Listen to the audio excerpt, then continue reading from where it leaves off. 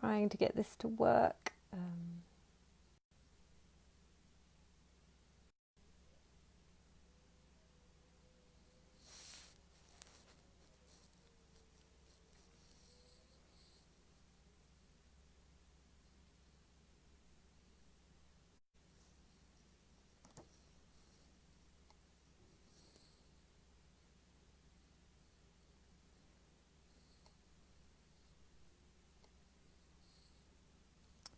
Hello.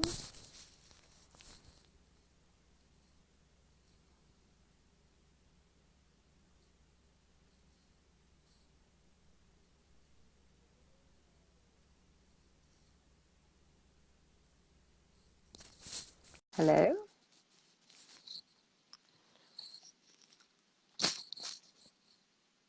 Hello. Hello. Hello. We just I can't can. see anyone else. No, I know. I think we're just us two together. Sarah, um, we're Gosh. waiting for Juicy. For Are we? Jessie, I don't know. I don't know if Laura's or Jessie are coming. We're on our own, I think. But anyway, should we just start? Okay, let's do it. Well, so hello everybody. Kate and I are going to talk about going through Christmas sober. Our main sort of things we'd like to talk about is dealing with this difficult period and trying to make it as fun and as sparkly and happy as possible. Self-care strategies and Christmas time. So we started to think about the model of the Christmas Carol, didn't we? In terms of We did. the ghost of Christmas past, present, and future. So obviously, that's a kind of coaching technique to look at where you have been, where you are now, and where you want to be. So if you think about your kind of worst, I'm sure everyone's got one. I've certainly got a few worst Christmas experiences as being the ghost of Christmas past. That's where you have been, and obviously where you want to move forward from. So and then obviously you have where you want to be, so the future, so the ghost of Christmas future. Kate, do you want to say something about your future self? Yeah, well, you said, didn't you? It's hello everyone, by the way. We don't even know if we're going live or anything. We're like, what are we doing? But anyway, we'll crack on. Yeah, so I think it's it's a good technique. We're often talking about play it forward, start with the end in mind. You know, there's a lot of that, isn't there? When you first stop drinking, it's a real change. And so there's a lot of that kind of future focus, like putting in the work now to get the benefits in the future. And I think when Christmas period comes up and kind of it's quite a full-on kind of period for reasons which we'll be going into why we feel it's it's a bit full on. And so sort of to look at that future and think, well, what do I want, and play it forward, and use that strategy again. And remember, I guess what we were going to say at the end is just one day essentially, but we've got to Yeah. get through and the Christmas parties and all the rest of it and the socializing, so it can be quite daunting. So remember where we came from with that Christmas past, and never forget, in the words of Take That, where we're coming from, but keep an eye on the future as well. So that was our model, the Scrooge model. Yeah, so I think if you're looking, I mean, it could be you looking far into the future. So, what does your Christmases from here on now? What do you want them to look like? Or perhaps it's simply, what do you want to be doing, and which headspace, and where do you want to be when it comes to January? So, Mm. or when it comes to Boxing Day. I mean, for me, Christmas has always been massively triggery. I actually decided to quit drinking the first time properly on the 27th, because that Christmas was when my drinking really got to sort of a critical point. So, and I've also gone back to drinking around Christmas because of the whole festive idea of it, and so it's a tentative time. So yeah, I mean, projecting forward, where do you want to be? What does it look like? How are you going to get there? And I guess that's when we come to you know, the ghost of Christmas present. So what's happening around you now, and what sort of strategies can you put in place for self-care to kind of help you get from where you are now into the future. Yeah. So What you do now, I mean, that's, you know, we always say that, you know, one day at a time, and what you do now, the choices that we make every day, I think that's something we become very acutely aware of when we stop drinking, when we're doing the sober path, is like that, those choices every day, that's what makes your future, isn't it? It's like that, this, the transformation is the result of those daily actions. So hmm. you know, that's where we came up with Christmas present, and I said the best Christmas present you could ever give yourself is to be sober. And I thought, actually, that's really too annoying. I can't say it, but anyway, I've said it now. No, you said it. The only Yeah, I person. think I mean, one major thing to start with is your what and your why. So why are you sober? What does it mean to you? And really fixate that in your mind, and perhaps write that down, or continue to write it down throughout this period where you're being tested. You know, why am I doing it? What's the reason? Is it for my health? Is it for my kids? Is it for my general well-being, my mental health? And also, what does Christmas mean to you, and why is Christmas important? Kate and I, we don't really feel the same about Christmas. I am a bit of a Scrooge. I'm not massively keen on the Christmas period. It's fine. When the kids were little, I did the whole Father Christmas thing, but now they're a bit bigger. I'd happily just really not really do it all. Maybe have we don't have like real traditions. We have whatever kind of beef or fish or whatever, you know. I kind of chuck the turkey out the window. Whereas for you, it's very important, isn't it? Those Christmas traditions. Yeah, Um, that I don't so like I guess it depends. material, Yeah. the material sort of side of it. I don't particularly buy into, but I do love the sort of Yuletide and the switching on the Christmas tree lights and the Father Christmas and that and all that kind of stuff, that kind of midwinter stuff, which I really really like. But I mean, we were sort of saying though, you know, this is maybe the point to bring it in about reframing. Like it doesn't, you know, it doesn't have to look like it looks on the chocolate box, and it never does anyway, does it? Because there's always someone in a huff, or No. just, you know, someone's burnt something, or you know. And I know we've got a really a lovely friend, a lovely sober friend from last year, who she sung at the Albert Hall for a start, and then she volunteered for Crisis because she just didn't want to do that whole family thing, did she? And No. so I don't know whether to mention her name, but you know, big shout out to her. If you're listening in, her, then give us a nod and then we can actually say your name. But you know, but again, looking at sort of Christmas present, like the now, maybe we should go through the what kind of obstacles might we come up with, or what we've come up with, and Yeah. then strategies really to kind of to boss it in the Yeah. best way. So so the kind of problems that we could come up with, what are those? So the first one being HALT. So HALT, if you don't know, it's the acronym which is often talked about in terms of the emotional states that you can be in, which will trigger you to want to drink. So HALT meaning H for hungry. Normally that's not a massive problem over Christmas. But it's more that kind of, yeah, not looking after yourself in terms of nourishment, and not being busy with everybody else, and not sort of concentrating on yourself and making sure that you eat, can be a trigger. Or being actually thirsty, like I definitely drank a lot of wine when I just could have had a glass of water because I was really dehydrated.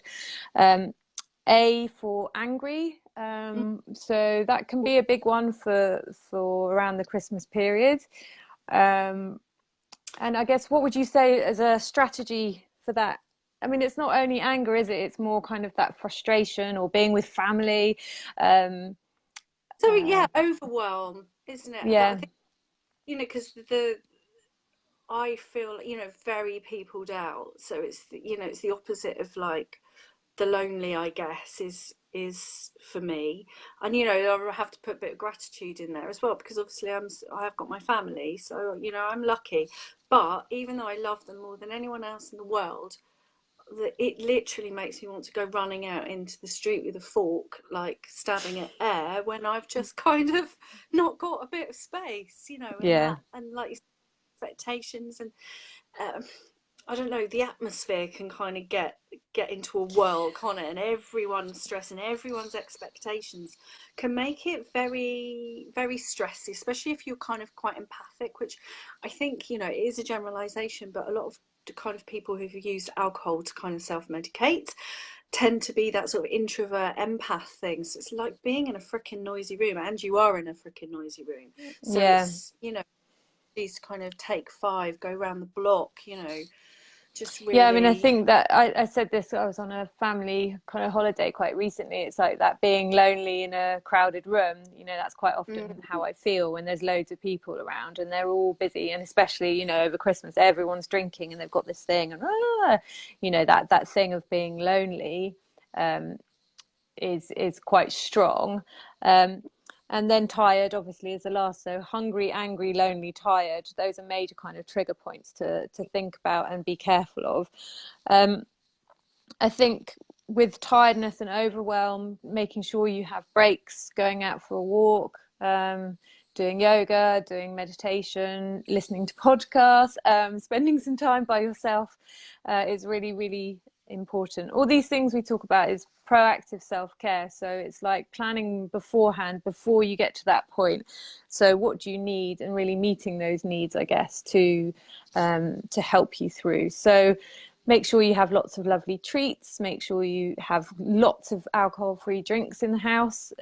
There's so much bigger range now than there were. So I think Club Soda has discounts with Dry Drinker and Wise Bartender, I think. So, and for lonely, so we said that it would be good to have a tribe, didn't we, to try and set yourselves up with yeah, I think that some of the strategies of, the sort of kind of having a tribe and making sure that, like we did last year, we were just on a thread, weren't we, mm, on Soberistas, and we were just kind of checking in every day. It was a bit like an advent calendar.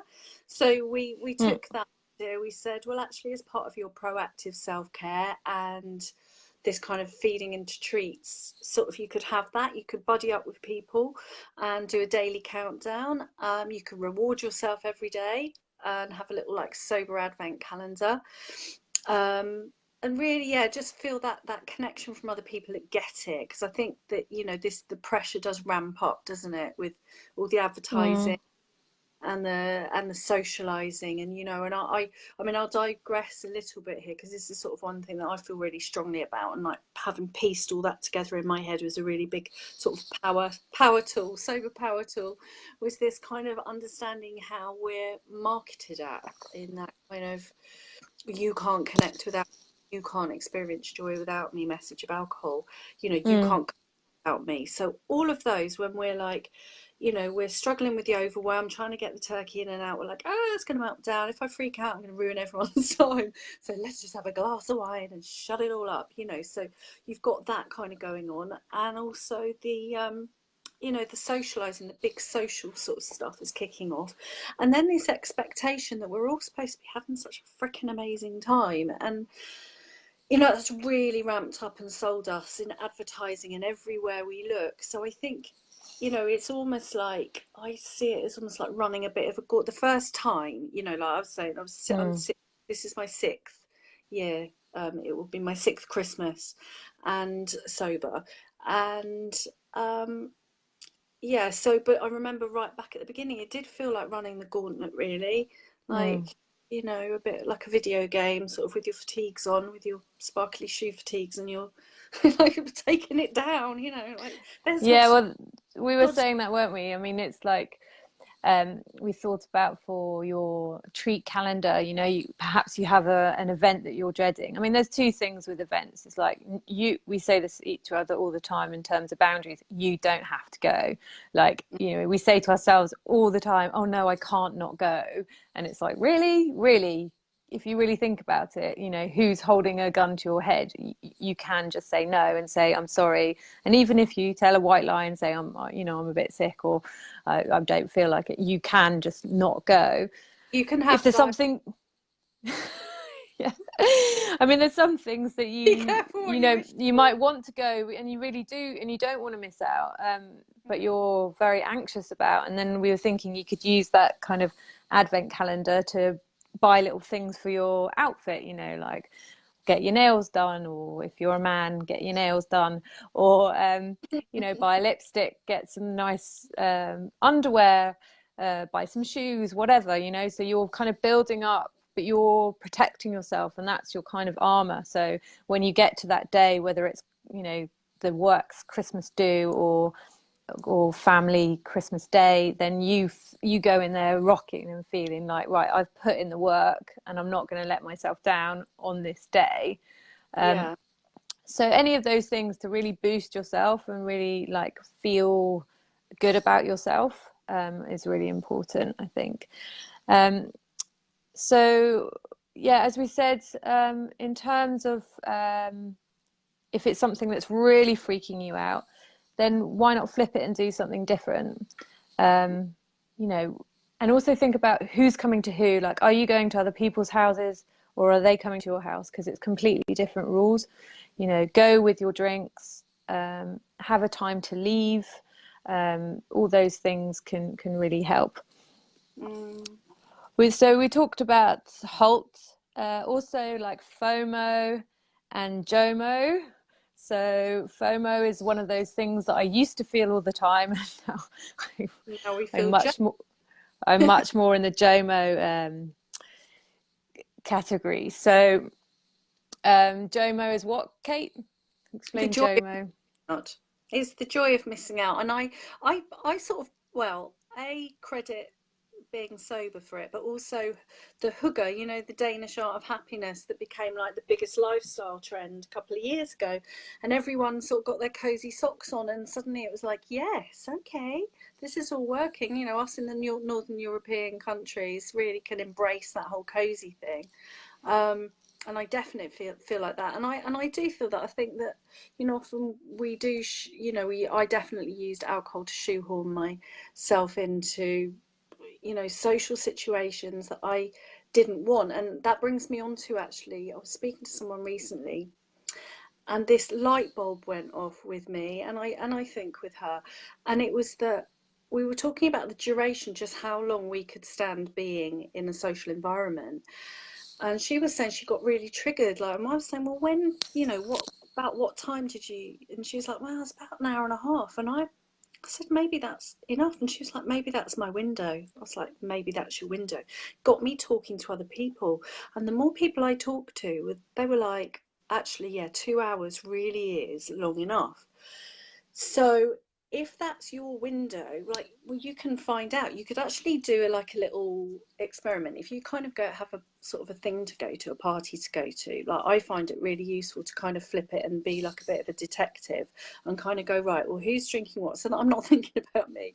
Who's drinking what? And look at that. Oh, what's that? And I wonder this, that, and the other. And I just sort of gives me a little bit of a, you know, a different vantage point Something of to do, I guess. Yeah, it. distract, So isn't it? yeah. And just stops me thinking about me. I suppose it's just framing it slightly differently. And but also you could sort of time it. You could put your stopwatch on your phone or something and literally time when you start feeling like you've had enough, slightly triggered, like I need to go to the loo and get a bit of a brain space. And that might just give you that idea about what your window is, and you can plan around that then. It's like, well, if you are hosting, you maybe do an afternoon thing, Mm. and if people at 3, and make it clear they need to be gone by 6 or something, you know what I mean? Put someone else in charge of drinks. My husband's always in charge of drinks.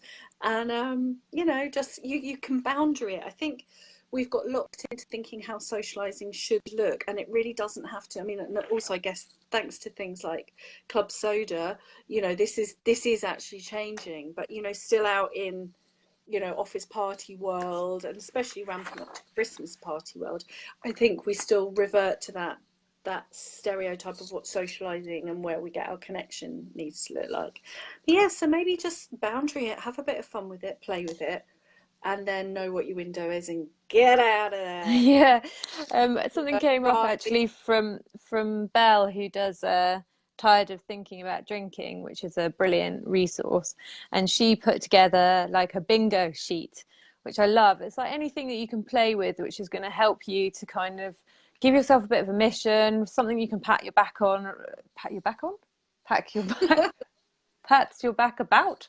Um, Yeah. so she put together this list, and you have to get a 10 out of 10 score, you have to do all these tasks within the evening. So task number 1 is to arrive late. Yeah, so obviously you want to be in that social situation for as little time as possible.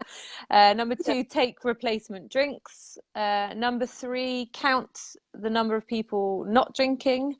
Number 4, speak to one of them. So, try and find someone that's not drinking and speak to them. Number 5, identify someone who is drinking too much. Number 6, leave early.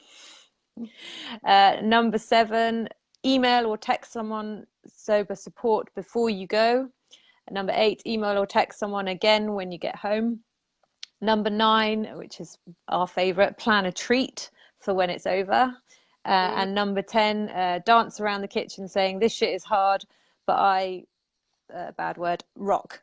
So I'll post it in Club Soda, but I just love that thing. You're just taking it off. It's like putting your, as we said, putting your army fatigues on with your sparkly hat and your kick-ass boots and just getting out there and going, right, I am not going to be beaten by this, because I've packed my rucksack full of tools, my sober toolkit, whatever it is, the sober buddy to chat with in the loo.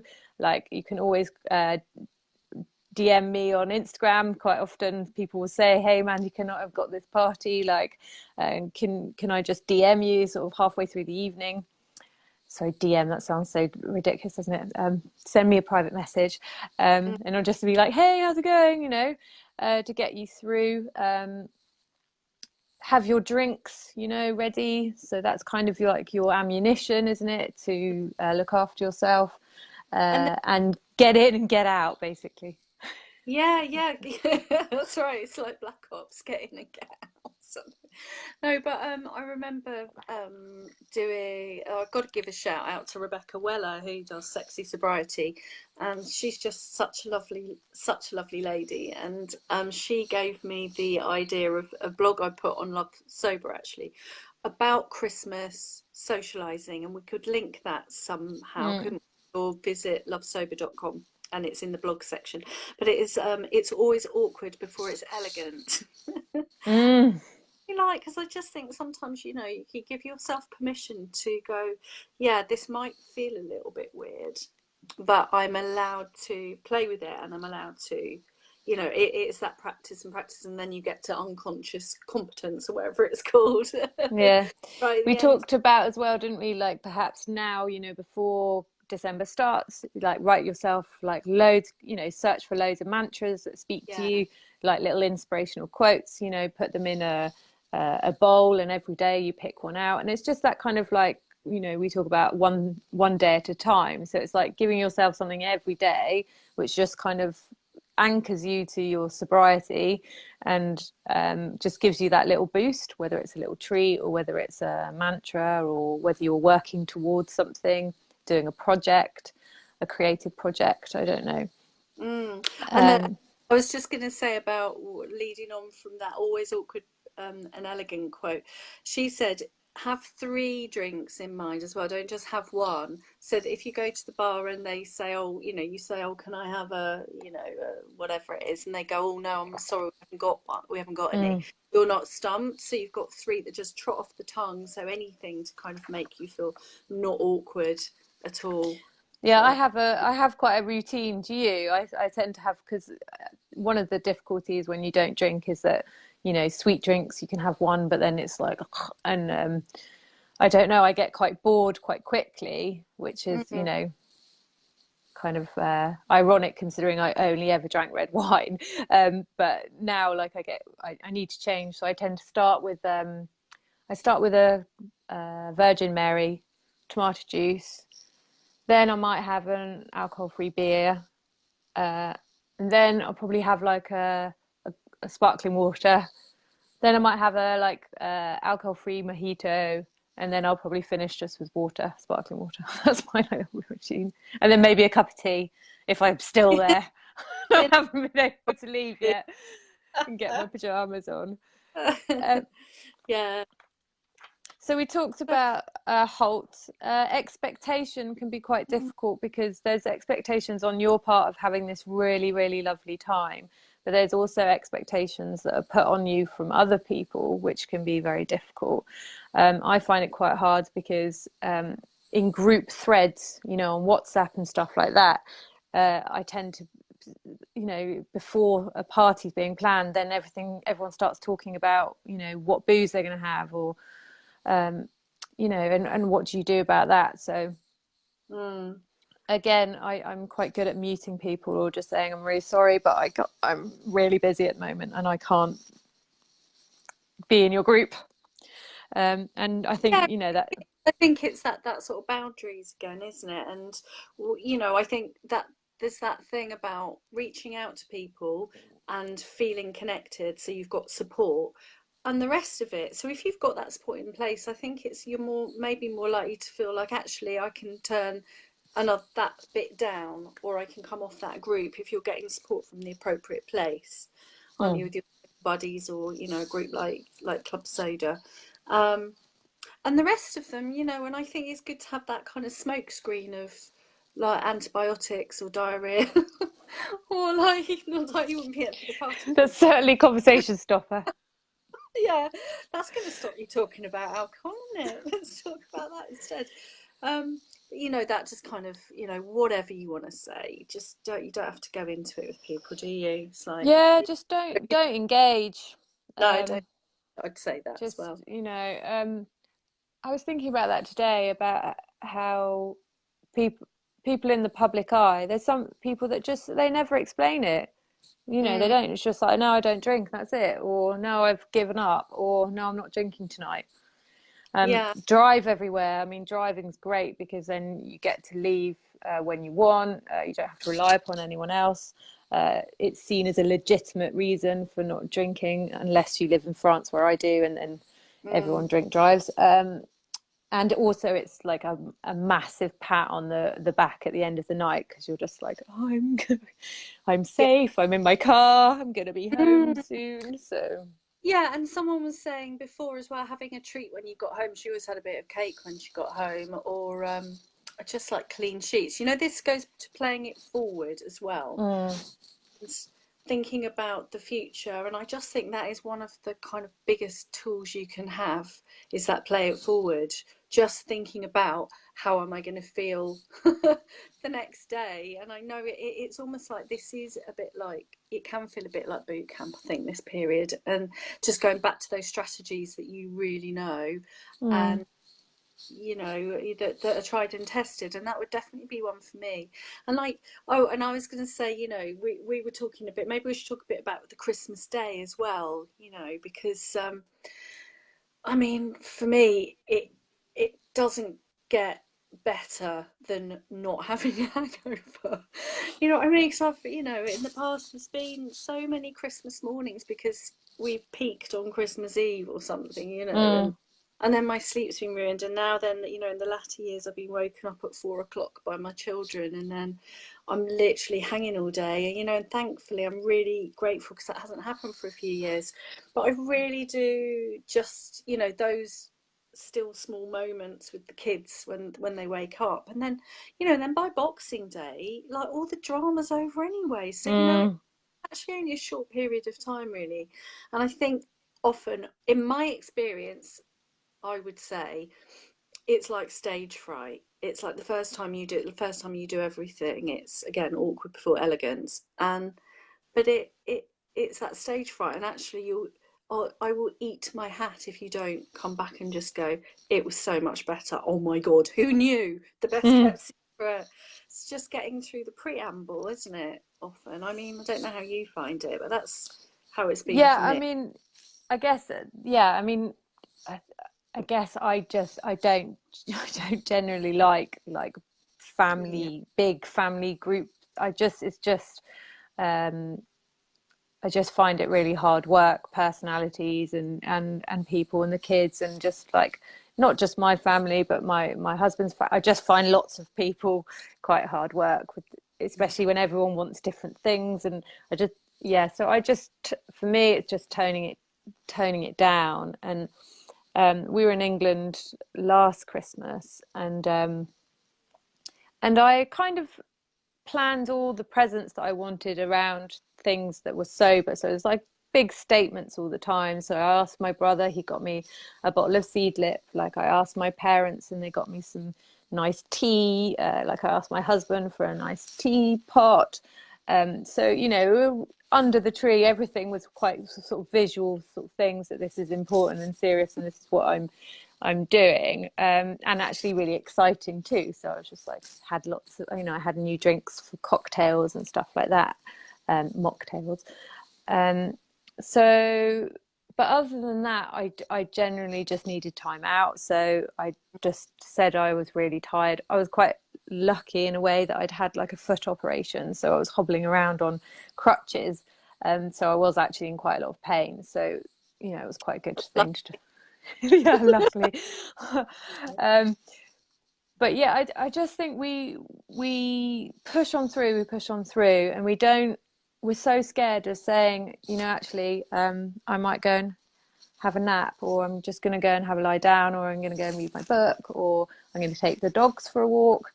I love it, even if it's not your dog. Oh, do you want me to take the dog for a walk? Or I'll go to the shop. I do a lot of that. Like, oh, don't worry. No, it's fine. I'll go. Because I just need to breathe and have some, and I've only really learned that, and that thing of kind of being an introvert since I stopped drinking. Yeah. And that anxiety and all those things that you try and cover up when you drink, definitely is just, actually you can resolve that by just removing yourself from the situation and having a break. So For uh, sure.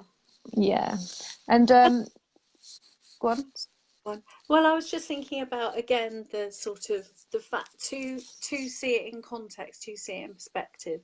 Again, there's that don't compare your insides with other people's outsides kind of quote that always really helps me. That it can be really when you come to sort of milestones, they can have that thing of making you reflect, and that can make it can be a really positive thing, or it can be often quite a negative thing because it throws up things from your past, or it throws up memories. They can be mixed, can't they?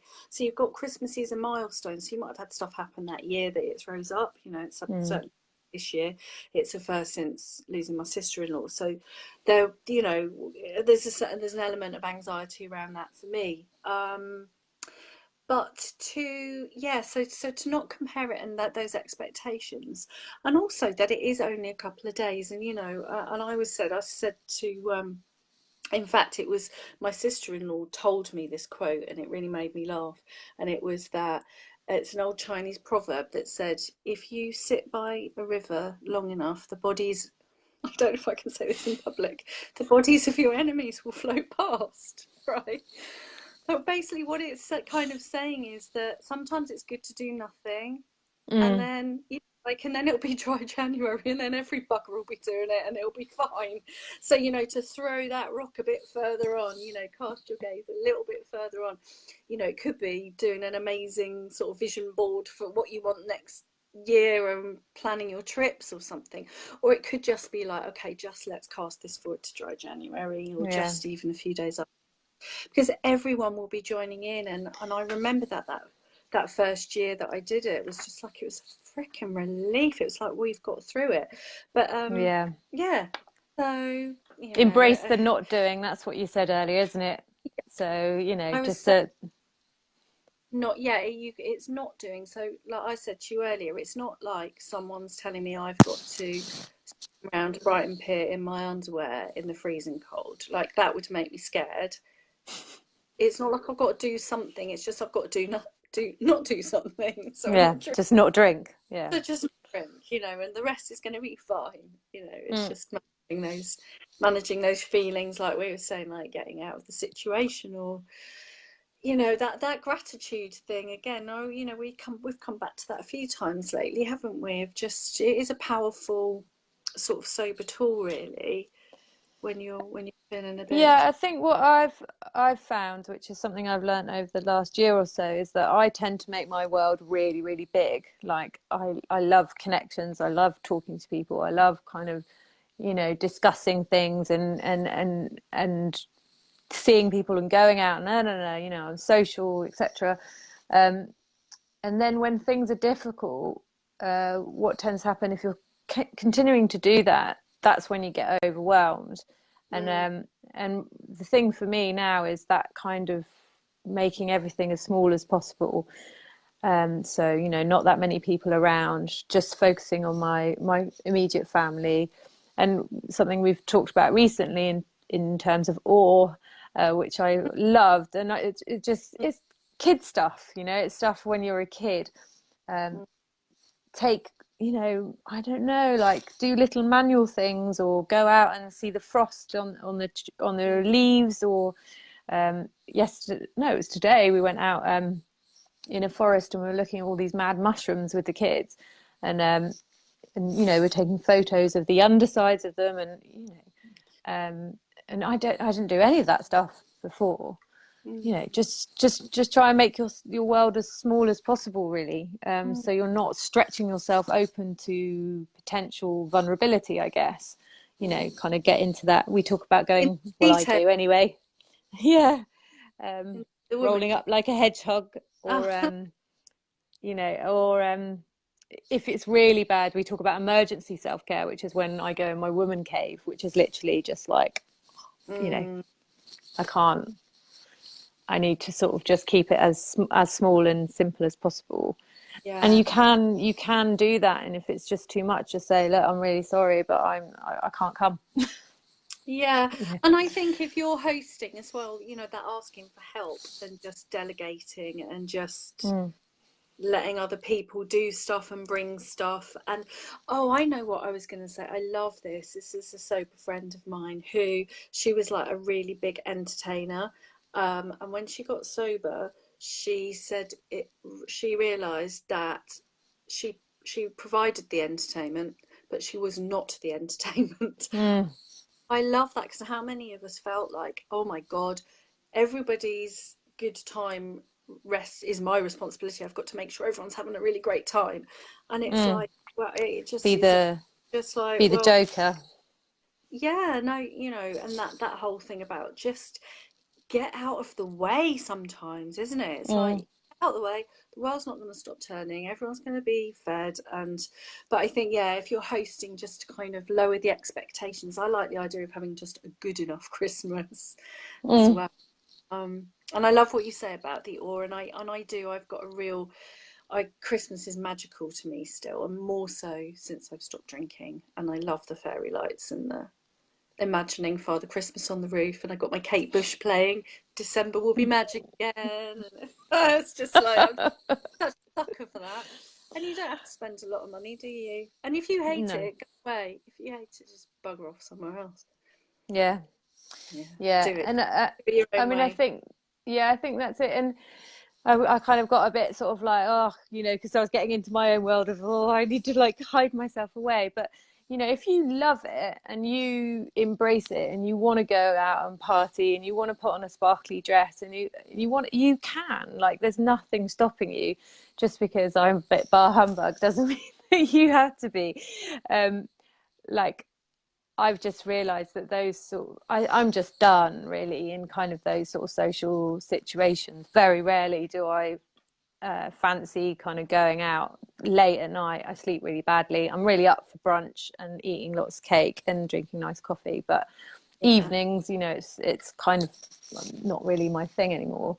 Um, But you know, if you still really love that, you know, then there's nothing stopping you, and just make yourself feel fabulous, and just make sure you've got some really nice drinks, and you know, crack And on. maybe karaoke. That's just me. This karaoke, you won't get me off it. Yeah, I was saying that, and then I was just thinking about when we went to the sober party together, and I was the first one in the wig In the bin, wig box. getting the getting the wig out, and those Yeah, crazy glasses. yeah. So yeah, I mean, There's life in it the old isn't. dog yet. Yeah. But I think it's choosing, isn't it? It's choosing your safe space. You know, that was definitely a safe space, and it's so incredible. And that's, I was thinking actually, I meant to say to Laura, if Laura was here, hello, Laura, no, that my first sober social was a club sober event, and it was actually in October last year, which is crazy that I'd never done anything with, you know, socially sober before sort of October last year, and we went to a pub and we did like a drinks tasting of Karma beers and really nice like Mm, food with Kim and some other people, um, and that's your safe space, you know. mm. And those are the times that you will see me still, like, you know, getting up on the table and dancing on the bar or whatever, um, because I know that I'm surrounded by good people, you know, and people that understand. But yeah. Yeah, forgot. I've just realised we've forgotten to say. I had this idea today about, about the treats, and I thought it might be quite nice to sort of chivvy you on through the Advent kind of idea to send yourself a Christmas card each week or a little card in the post so that it arrives just saying you're amazing and you rock and you've got this. And if you've got a party to go for, you could send yourself a letter beforehand just going, I know you got this party, you look absolutely amazing, you look beautiful, you're going to rock it. And just kind of like little things arriving on your doorstep, like little love notes. So anyway, I thought that idea might be quite nice. I might do that this Yeah. year. And so, is there anything else? We've talked about Christmas past, haven't we? Not forgetting, because the rose-tinted spectacles can really come on, I think, when you've got that onslaught of Mm. the adverts and stuff like that. So really, the play it forward, the overwhelm strategies, the lots of treats. I think that's it, and if it is a bit tricky, then you just kind of work it out. Sorry, did you see a small person then? Did you see No, we didn't see a it? small person. Okay, that's all right then. My daughter came in and I was like, okay. And Yeah, yeah, I think working out what you win. yeah, I and I think think that you know, the play it forward thing, you know, the best one obviously is that next day waking up hangover free is just the best feeling. And just remembering that it's a constant, every time you do it, and every time you don't drink, and every time you are a badass and you rock it and you make it through, you're giving yourself a pat on the back, and you're making yourself feel stronger. You know, the yeah, neurotransmitters in your brain are getting good messages. And yeah, every time you wake up, oh, hello, there's lots of people to say hello to. Sorry, I haven't been saying hello. And yeah, every time you do that, then it's getting easier, but it's also, you know, giving you a good rush of good feelings. And mm, every time on a Sunday morning when I sit in my bed and I read my book, um, with a cup of tea, I love it, and it makes me feel fantastic. well, in it's that kind of, well, then working out what your rewards are, and that's why the Yeah. treats are very important. Because if we've been using alcohol as reward, especially when it's been pumped out of the TV at us that it is this connective, rewarding thing, you've got to counteract that with a lot of treats, a lot of reminding yourself that you're rewiring your brain to know that this, that again, that being choosing sobriety, choosing to live alcohol free is the best thing because it gives all the other really, really good stuff. But Mm. then yeah, get those sober treats in while when you need them. I just think you can't get enough of them, really. Just it's all good Yeah, and stuff. I think, as you were saying, in terms of socializing, in terms of these messages we're given of, this glamorous dinner party and Christmas and all that. Uh, for me, anyway, those situations are my worst when I like all my worst drunk stories are at like big events like weddings and parties and the work Christmas party when I text my boss. I won't tell you the whole story. I will later. But, hugely embarrassing, ridiculously stupid things that I've done have always been in those situations. And, they don't show you that on the Iceland or John Lewis ad. But, I come I, like it, dude. sorry, I'm like, they don't do those ads either, do they? They don't even, I don't, I live in France, excusez-moi. no, but But it's yeah, I true mean, take a that reality check. I mean, ugh, yeah, Christmas party, the worst things happen there. I mean, yeah. you know, So on that get in and point, get out on that one.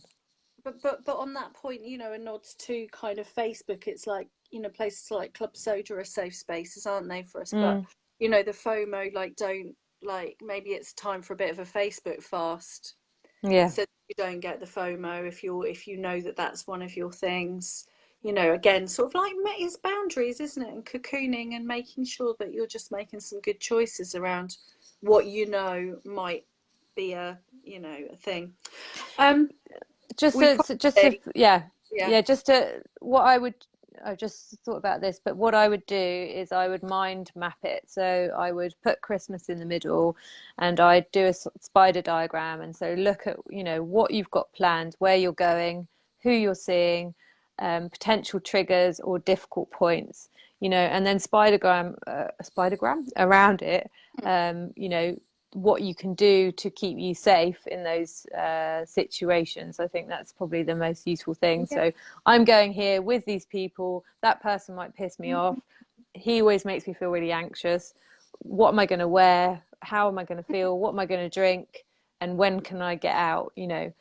Or I'm going there, Good. I'm really excited. I don't want to, those are my old school friends. We always have a really wicked time, but they're all going to be drinking. So how am I going to manage that? And just if you do like you brainstorm it, you should be able to find solutions for yourself, I think. Yeah, yeah, I think that's a really good idea.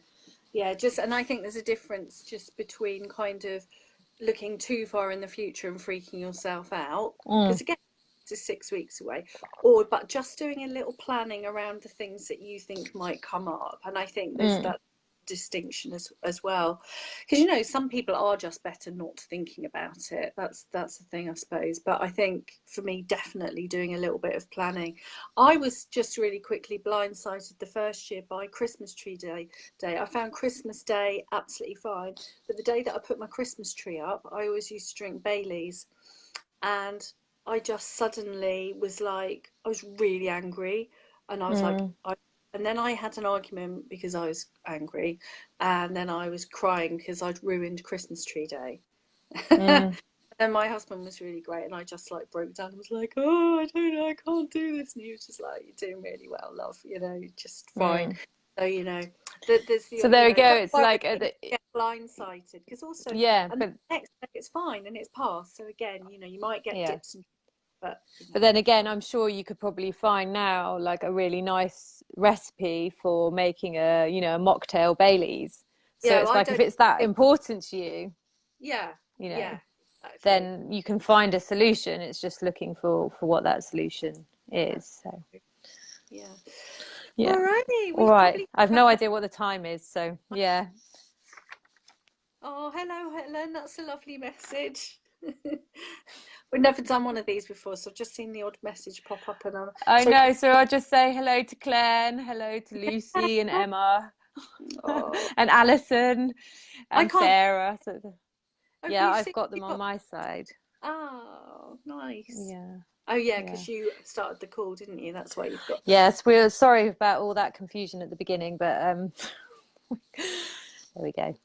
What? Yeah. What can you say? There's no What can you excuse. say? So what we're going to say? Oh yes, so I don't know if we need details of the podcast and stuff like that, but it's Love Sober the podcast on iTunes. Yeah. And everything's on the website, www.lovesober.com. And yeah, so there's blogs on there and there's details of the podcast that you can look at. You can also follow us on Instagram. Yeah, and stuff. And also you could book, if you want some top-ups before Christmas, you can book a coaching session for a Christmas, to brainstorm Christmas. That's really cool. And really, there's our email address on there is info@lovesober.com, but it'll be on the contact page there. So yeah, so that's us. And yeah, hope it's been helpful. And yeah, if there's any other questions or stuff, just get in touch with us, really, and we'll get back to you. We love hearing from people. Okay, I don't even know how to say this now. No, I think you have to, and then yeah, no, me neither. But yeah, I mean, just to summarize. Oh, there we go. Jessie has said, thanks, Mandy and Kate. Here's a recipe for an AF Baileys. So there we go. There's a fake Baileys recipe for you. Christmas tree day, restored to its former glory. Yeah. So thank you very much. And we really enjoyed it. And hopefully, me and Laura. Thank you. Last night, it was so strange. I just feel like I've been hanging out with you because I had this weird dream. I don't know, strange, but anyway, yeah. Okay, well, lots of love, and stay sober, stay safe, enjoy it, have fun with the people that you love. Find the sparkle, find the bits of magic for yourself, and also remember you're a freaking superstar. And it's just, I just love sober people so much. I just think they're awesome. I've never met a wrong un yet. Lots of love. Superstars. Lots of love. Bye. Bye-bye.